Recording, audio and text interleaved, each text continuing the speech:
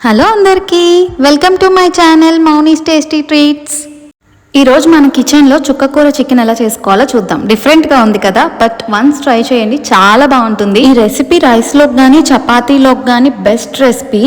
ఎప్పుడు రొటీన్గా చికెన్ కర్రీనే ఏం తింటారండి? నా మాట విని ఒక్కసారి ఈ రెసిపీ ట్రై చేసి చూడండి, మళ్ళీ మళ్ళీ చేసుకుని తింటారు. రీసెంట్ టైమ్స్లో నా ఫేవరెట్ రెసిపీ అయిపోయింది ఇదైతే. ఇది బ్యాచులర్స్ అయినా ఎవరైనా చాలా సింపుల్గా ఈజీగా చేసుకోవచ్చు. ఇంకెందుకు లేట్, క్విక్గా ఈ రెసిపీ ఎలా చేసుకోవాలో చూపిస్తా పదండి. నేను ఒక 1/2 kg చికెన్ తీసుకుని వాష్ చేసుకుని పక్కన పెట్టుకున్నాను. నెక్స్ట్ ఒక బాండీ తీసుకుని ఆయిల్ వేసి ఆనియన్స్ వేసుకుని చిల్లీస్ యాడ్ చేసి కొంచెం సాల్ట్ వేసి అండ్ కొంచెం పసుపు వేసి మొత్తం నీట్గా మిక్స్ చేసుకుని ఆనియన్స్ మొత్తం ఫ్రై అయిన తర్వాత కొంచెం అల్లం వెల్లుల్లి పేస్ట్ వేసి పచ్చివాసన పోయే వరకు ఫ్రై చేసుకున్నాను నేను ఇక్కడ. నెక్స్ట్ క్లీన్ చేసుకున్న చికెన్ యాడ్ చేస్తున్నాను. యాడ్ చేసి మొత్తం నీట్గా మిక్స్ చేయండి. మనకు అల్లం వెల్లుల్లి పేస్ట్ మొత్తం ఫ్లేవర్ పట్టేటట్టు ఆ చికెన్కి. అల్లం వెల్లుల్లి పేస్ట్ ఫ్రెష్గా వేసుకుంటే మన కర్రీ టేస్ట్ చాలా బాగుంటుంది. ఎప్పటికప్పుడు వేసుకోవడానికి ట్రై చేయండి. నెక్స్ట్ నేను ఇక్కడ మూత పెట్టేసి చికెన్లోంచి వాటర్ మొత్తం వచ్చేసే వరకు కుక్ చేసుకుంటున్నాను.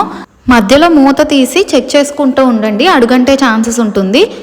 చికెన్ హాఫ్ కుక్ అయితే సరిపోతుంది, ఎందుకంటే పూర్తిగా కుక్ అయ్యాక మనం చుక్కకూర యాడ్ చేస్తే కూర మొత్తం అయ్యేపాటికి చికెన్ పీసెస్గా అయిపోతుంది. సో కొంచెం కుక్ అయిన తర్వాత నేను ఇక్కడ చుక్కకూర యాడ్ చేస్తున్నాను.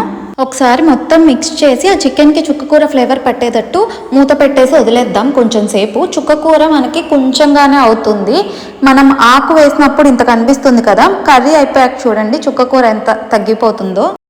అందరికీ గోంగూర చికెన్ అయితే తెలిసి ఉండొచ్చు. ఈ చుక్కకూర చికెన్ నాకు తెలిసి చాలా మందికి తెలియకపోవచ్చు, బట్ ఒకసారి ట్రై చేయండి, చాలా బాగుంటుంది. నాకు గోంగూర చికెన్ కన్నా ఈ చుక్కకూర చికెన్ ఫ్లేవరే చాలా బాగున్నట్టు అనిపించింది. చూడండి, ఇందాక మనం ఆకు వేసినప్పుడు ఎంత ఉందో, ఇప్పుడు మనం కుక్ అయిపోయిన తర్వాత ఆకు అసలు మనకి చాలా కొంచెంగానే కనిపిస్తుంది, బట్ ఫ్లేవర్ మాత్రం బాగుంటుంది. ఇప్పుడు నేను ఇక్కడ 2 స్పూన్స్ కారం యాడ్ చేస్తున్నాను.